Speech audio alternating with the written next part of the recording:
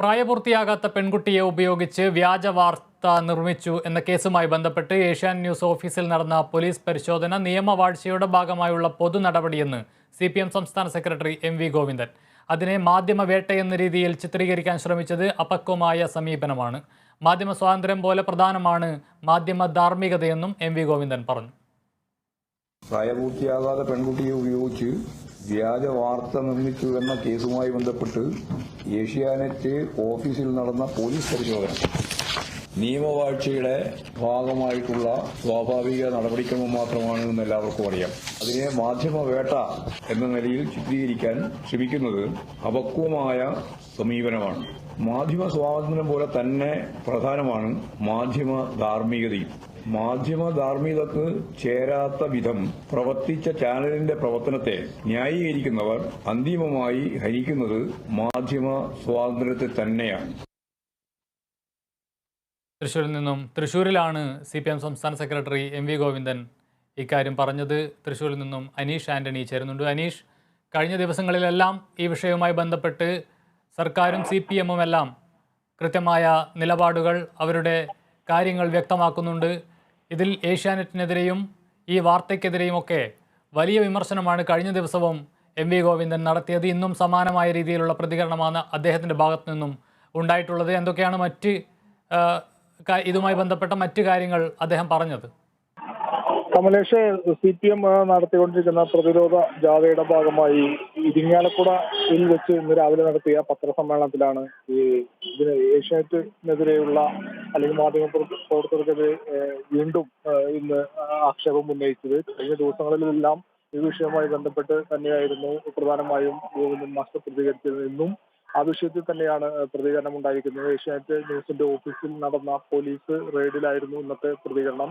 മാധ്യമ സ്വാതന്ത്ര്യം പോലെ പ്രധാനമാണ് മാധ്യമ ധാർമ്മികതയും എന്നാണ് അദ്ദേഹം മാധ്യമ പ്രവർത്തകരുടെ അടുത്ത് ഓർമ്മിപ്പിച്ചത്. മാധ്യമ ധാർമ്മികതയ്ക്ക് ചേരാത്ത വിധം പ്രവർത്തിച്ച ചാനലിന്റെ പ്രവർത്തനത്തെ ന്യായീകരിക്കുന്നവർ അന്തിമമായി ഹനിക്കുന്നത് മാധ്യമ സ്വാതന്ത്ര്യത്തെ തന്നെയാണെന്നാണ് MV ഗോവിന്ദൻ മാസ്റ്റർ നമ്മളെ ഓർമ്മിപ്പിച്ചത്.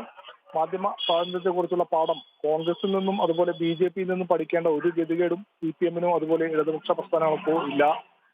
രാജ്യത്ത് ആദ്യം മാധ്യമപ്രവർത്തനങ്ങൾക്ക് കൂച്ചുലങ്ങിട്ടത് കോൺഗ്രസ് തന്നെയാണെന്ന് അദ്ദേഹം ഓർമ്മിച്ചു. അടിയന്തരാവസ്ഥ കാലത്ത് ഇന്ദിരാഗാന്ധിയാണ് രാജ്യത്ത് മാധ്യമ സെൻസർഷിപ്പ് ആദ്യമായി ഏർപ്പെടുത്തിയതെന്നും അദ്ദേഹം പറഞ്ഞു.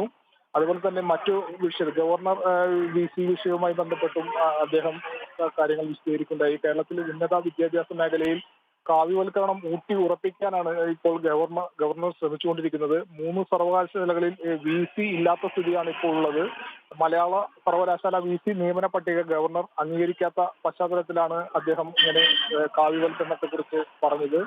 ചാൻസലർ നീക്കാനുള്ള നിയമസഭാ ബില്ല് സാങ്കേതികമായി ഗവർണർ ഒപ്പിടാത്തതിന്റെ ബലത്തിലാണ് ഇതെല്ലാം ചെയ്യുന്നതെന്നും അദ്ദേഹം പറഞ്ഞു. അതുപോലെ തന്നെ കേരയിൽ വിഷയവുമായി ബന്ധപ്പെട്ട് മാധ്യമപ്രവർത്തക ചോദ്യത്തിനും അദ്ദേഹം വ്യക്തമായ മറുപടി നൽകി. കേരളവുമായി സംസ്ഥാന സർക്കാർ മുന്നോട്ട് തന്നെ പോകും, അത് സർക്കാരിന്റെയും പാർട്ടി തീരുമാനവുമാണ് എന്ന രീതിയിലാണ് അദ്ദേഹം പറഞ്ഞത്. കേരളവുമായി ഒരു തരത്തിലും പിൻവാങ്ങില്ല, കേരളവുമായി മുന്നോട്ട് തന്നെ പോകാനാണ് ഇപ്പോഴും തീരുമാനമെന്നും അദ്ദേഹം മാധ്യമപ്രവർത്തകരോട് വ്യക്തമാക്കി. കമലേഷ്, ജനകീയ പ്രതിരോധ യാത്ര ഇന്നത്തോടുകൂടി തൃശ്ശൂർ ജില്ലയിലെ പര്യടനം പൂർത്തിയാക്കി എറണാകുളം ജില്ലയിലേക്ക് കടക്കുകയാണ്.